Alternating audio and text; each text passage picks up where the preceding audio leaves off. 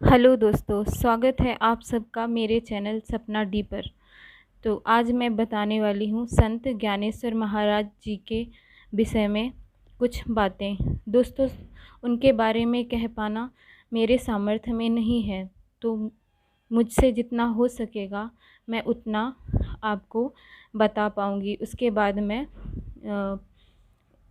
अगले पार्ट में संत ज्ञानेश्वर महाराज जी के बारे में बताऊँगी। तो संत ज्ञानेश्वर महाराज के पिता का नाम विट्ठल पंत तथा माता का नाम रुक्मणी बाई था। उनका जन्म पूना शहर से 15 मील दूर इंद्रानी नदी के किनारे आलंदी नामक गांव है, वहां हुआ था। वहीं सिद्धेश्वर मंदिर भी है। संत ज्ञानेश्वर महाराज के पिता विट्ठल पंत की विवाह की इच्छा कभी न थी, लेकिन कहते हैं ना, विधाता जिस कार्य के लिए जिसे चुनता है उसे करना ही पड़ता है। विट्ठल पंत का परिवार असाधारण न था। निष्ठावान कुलीन ब्राह्मण परिवार में अध्ययन चिंतन बराबर होता है। विट्ठल के दादा त्रयंबक पंथ के गुरुनाथ संप्रदाय के प्रतिष्ठाता गोरखनाथ थे। विट्ठल के पिता तथा माता को नाथ संप्रदाय के दूसरे गुरु गहनी नाथ से दीक्षा प्राप्त हुई थी। साधक परिवार में जन्म लेने के कारण विट्ठल पंथ में बचपन से ही वैराग्य उत्पन्न हो गया था। वे विद्वानों के निकट वेद शास्त्रों का अध्ययन विचार विमर्श करते थे। यहाँ तक कि योग्य गुरु की तलाश में निरंतर तीर्थ यात्रा पर चले जाते थे। इसी यात्रा के दौरान वे अपने जन्मभूमि आपे गांव से आलंदी आए। यहाँ सिद्धेश्वर मंदिर में ठहरे।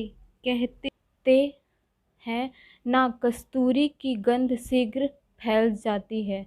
उनके ज्ञान और निर्बल स्वभाव को देखकर सिद्धोपंत कुलकर्णी आकर्षित हुए। इसी प्रकार के युवक और उन्हें इसी प्रकार के युवक की खोज थी।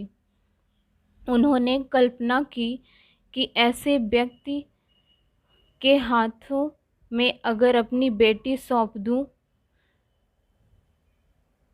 तो बड़े ही गौरव की बात होगी। एक दिन उन्होंने अपनी इच्छा विट्ठल के सामने प्रकट की।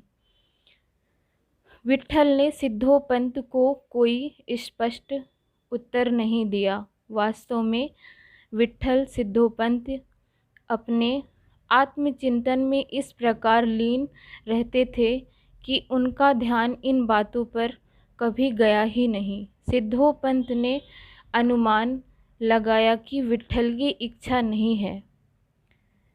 तब कुछ दिनों बाद एक रात को विट्ठल स्वप्न में देखा कि स्वयं भगवान विट्ठल उसे आदेश दे रहे हैं कि ये विवाह तुम कर लो, इससे तुम्हारे वंश का मुख उज्जवल होगा। दूसरे दिन विट्ठल स्वयं ही सिद्धोपंत के यहाँ जाकर अपनी स्वीकृति दे आए।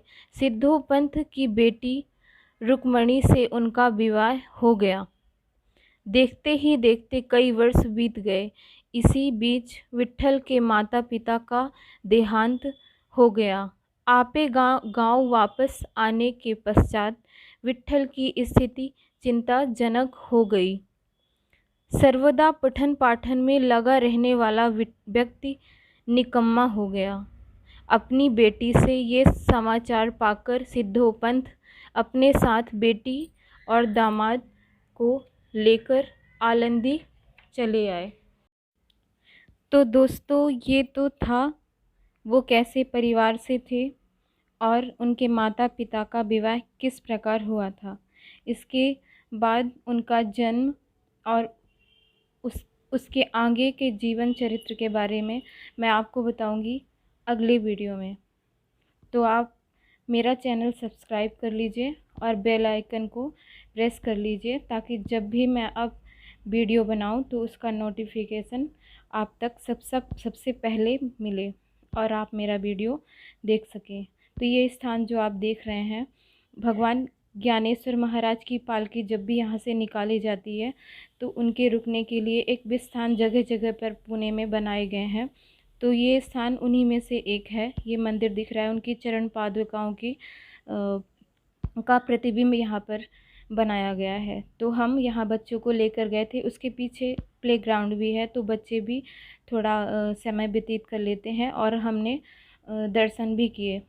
तो उसके बाद हमने थोड़ा नाश्ता लिया और उसके बाद घर चले आए। तो दोस्तों, वीडियो कैसा लगा कमेंट में बताइए। और संत ज्ञानेश्वर महाराज के बारे में इसके आगे भी जानना है आपको तो प्लीज़ सब्सक्राइब कर लीजिए, बेल आइकन प्रेस कर लीजिए। तो चलिए मिलते हैं इसके आगे के वीडियो में। Thank you. राधे राधे।